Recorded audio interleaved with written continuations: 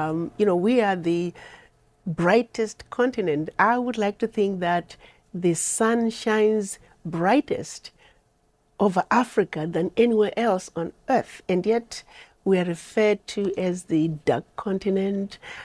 Words like that, diseased and dying continent, really? Look at me, do I look diseased and dying, Hey guys, as you're watching this video, our vision is to reach 500,000 subscribers. Hit the subscribe button, join membership to support our channel, and join Patreon and PayPal. All the links are in the description. Do that to stand with us for this beautiful cause of One Africa right now. We do not forget to sign up for the petition. The link is down below. Appreciate it. Thank you so much.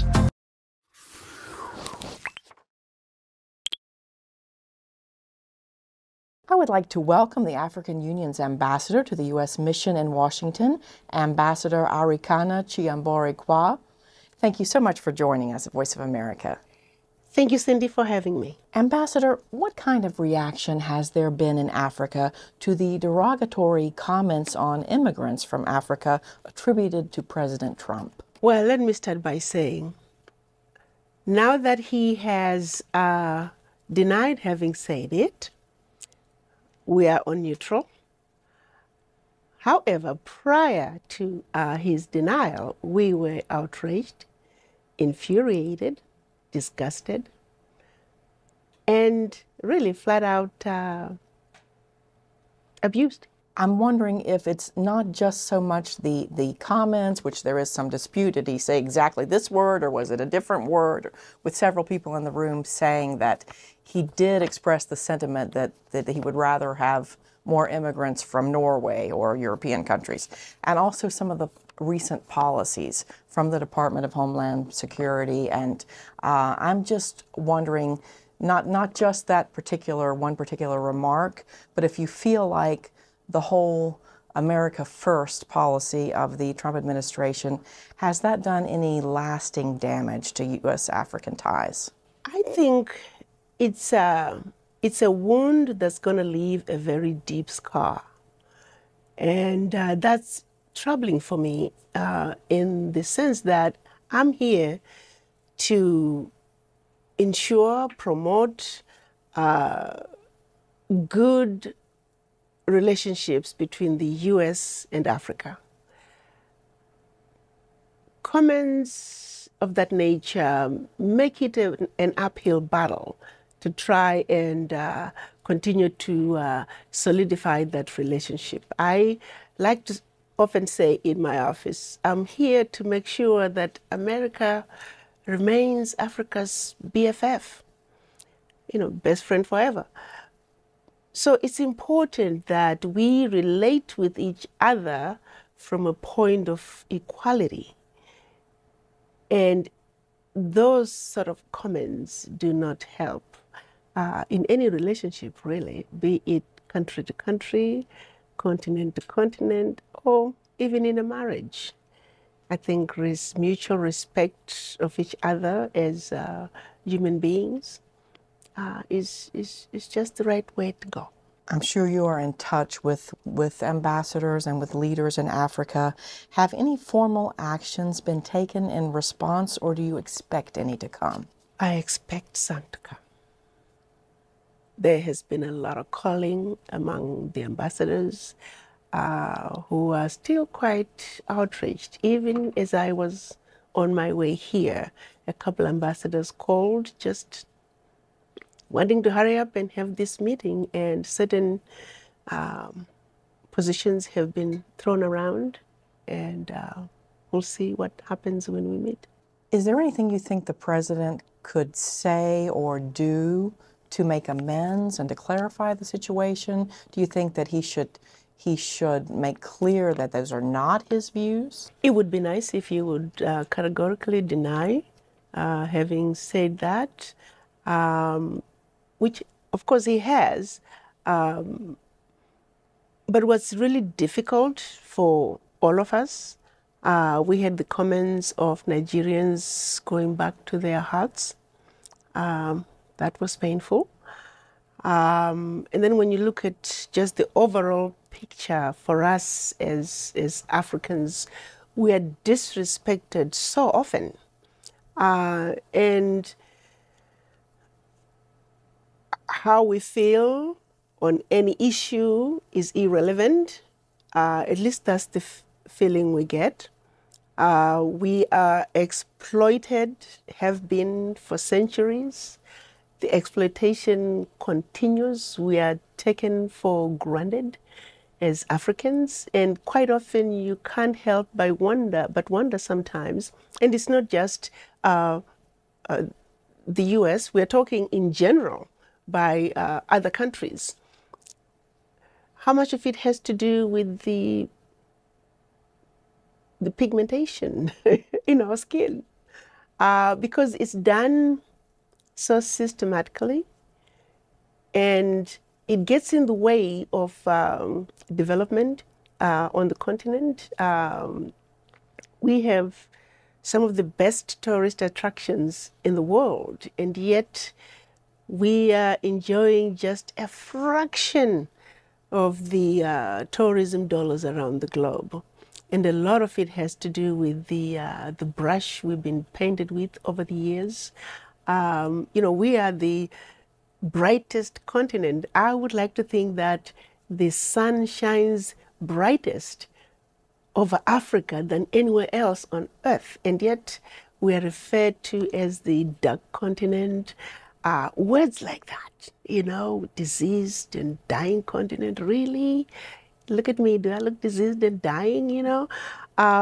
Just outrageous depiction of our beautiful continent that is designed to keep us at a certain place and never allow Africa to take its rightful place on the world stage. To me, that is the most painful thing. And it is such an uphill battle unless we come together as Africans and take a position and say enough is enough. We can no longer continue to tolerate abuse of any kind, in any way, shape, or form from anybody, ally or foe. They will continue to do it. And by they, I mean really the world. Right, as you point out, other countries, France and other European countries are having similar issues with their immigration policies. Right, but Africa becomes a playground. We're like a football. They go there to just play and exploit it. I mean, you take, for example, you brought in France. I mean, if Africans, Francophone African countries, were to decide today that all French companies must get out of Africa, that all the monies that are going to France, estimated at hundreds of billions of dollars annually, if all that funding would stop going to France today, France will immediately become the third world country. And Africa no longer needs to be getting aid from anybody. If you look at the billions of dollars France is getting out of Africa every year, and then the fraction that they give back to Africa in the name of aid, out of what I like to call loot. They loot from us at night, and during the day they come back and give us a pittance of the loot in the name of aid. It is a joke. And how we Africans have tolerated this for centuries is sad. But you know, it's not too late. We have got to change this situation. We have got to start benefiting from our God-given natural resources. And yet, if you look at our minerals, we get royalties. French companies swoop into Africa. They bring Frenchmen to come and work in the mines, any industry, in the oil rigs, and we get royalties. 12 to 15%. It's mind-boggling. Right. Completely mind-boggling. Before this latest incident, how was President Trump viewed broadly in Africa? Well, let me make this clear. America is Africa's best ally. That will never change. The Americans that I've lived with and grown to know over the past 40 years that I've lived in this country, the Americans that I've gotten to really know from a very deep level as a practicing physician have not changed. Amazing people. People that I met first as Peace Corps teachers in my high school back in Zimbabwe. People who had such a deep effect on me that I knew when I grew up, wherever they came from, that's where I wanted to go. Those people, that American, I've always loved and cherished. And so when President Trump came to be president, he was an American. We respect him. He is the leader of the free world. And so that was our approach to him. And we still would like to give him a chance to maintain that position among the Africans. Secretary of State Rex Tillerson has said he is planning his first visit as secretary to the African continent early this year. Do you think that the secretary should still go in light of these remarks, and do you think that he will make this visit? I think he should go. I have personally met Secretary Tillerson. He looks like a very nice man. Our relationship with America will continue. This is just a stumbling block. And I'm here to see to it that we have the best relationship with America that Africa can have. And yes, we will receive Secretary Tillerson with open arms and give him the warm African reception, which is the only way we know how to treat our guests. So yes, I think he should go.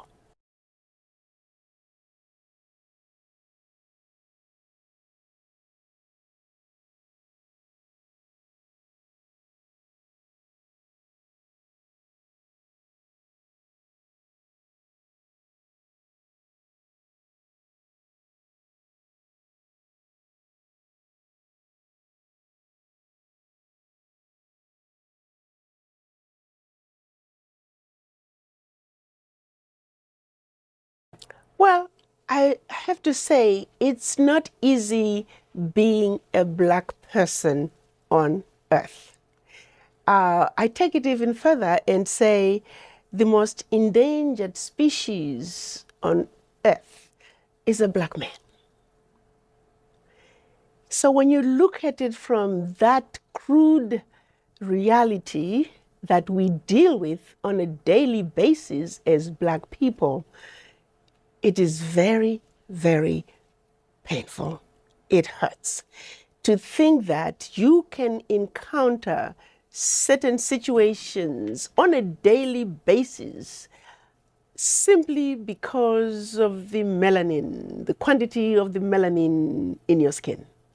I will give you a simple example. I'm a medical doctor, practiced medicine for 26 years in this country, and I remember pulling up into my parking lot at my office, and there was a car in my parking lot, obviously of someone waiting to be seen by me, but it had a big bumper sticker that said, "Proud to be KKK."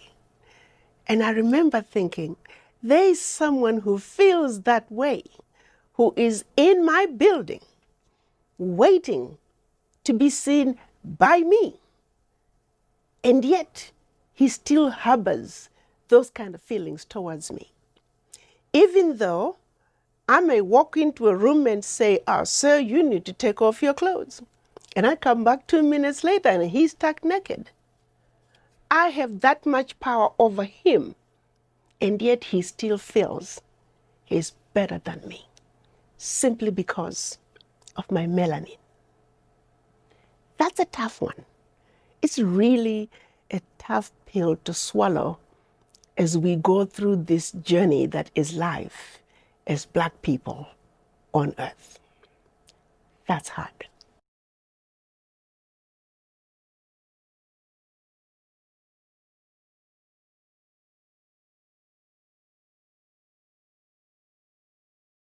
Oh my goodness. We love the United States.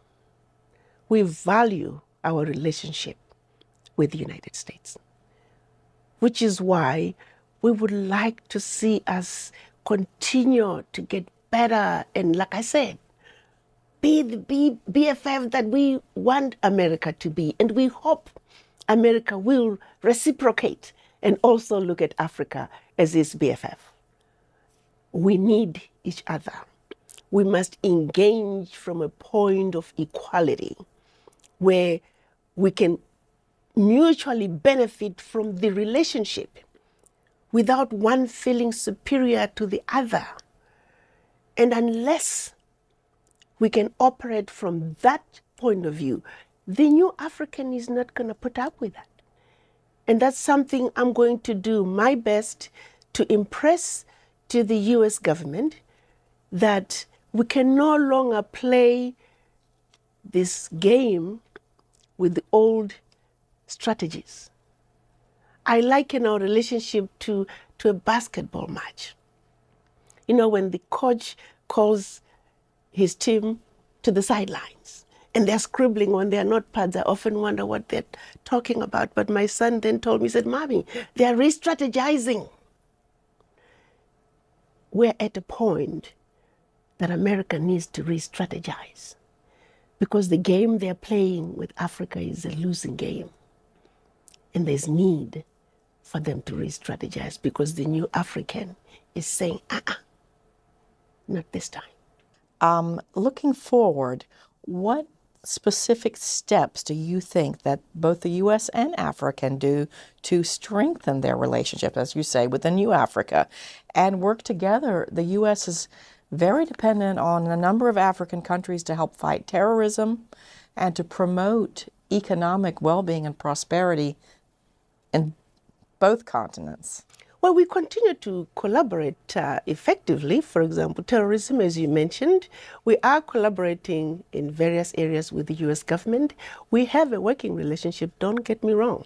We have a very good, solid working relationship with the US government. That relationship needs to get better. It needs to continue to be solidified. And we need to get the sense that we are being treated as equals, not only by the United States, but all countries that are engaging Africa. More importantly, the uphill battle is with our former colonial masters. See, the relationship with America is not so difficult in the sense that it's not weighted down by the legacy of colonialism.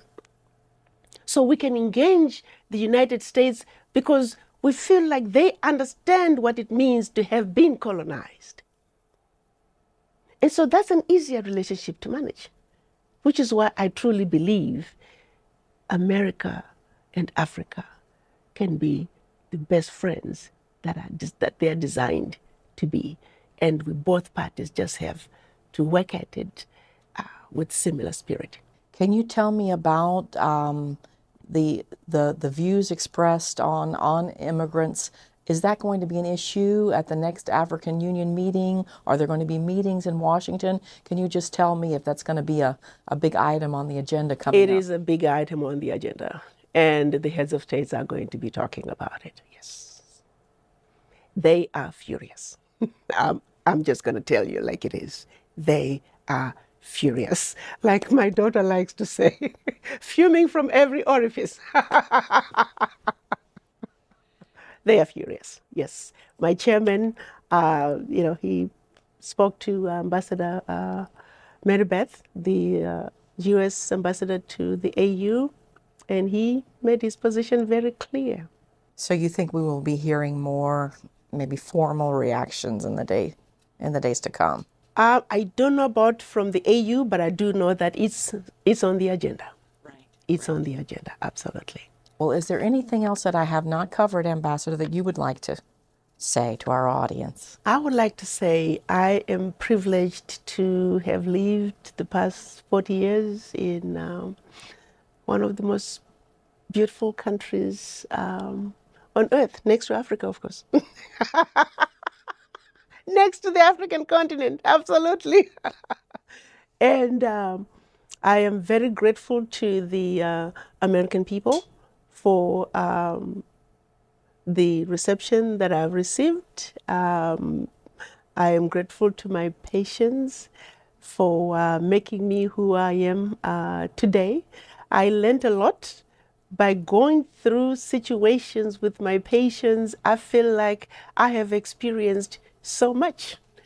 And so I'm very grateful to my patients. And then lastly, the Africa Bureau staff, they are amazing at the State Department. I want to thank Assistant Secretary Yamamoto. He's an amazing guy. He has an amazing team, which is really makes the job a lot easier because they really are incredible people. I have worked more closely with them, and I'm very grateful to their ears. They listen, they care, and so to that extent, they're making my job a little bit easier. As you know, I am a medical doctor. I was not a career diplomat, a career politician. And so coming to an Africa Bureau that has people who are so humble and grounded, it has made my job a lot easier. So I would like to make sure that people are aware that there are many aspects of what is happening here that are going to be lost in the shuffle. I have met some incredible people working for the State Department, and I like to make it clear that I am very grateful for their friendship and how well they have received me. Thank you so much. It's a real pleasure talking to you. Thank you again for having me.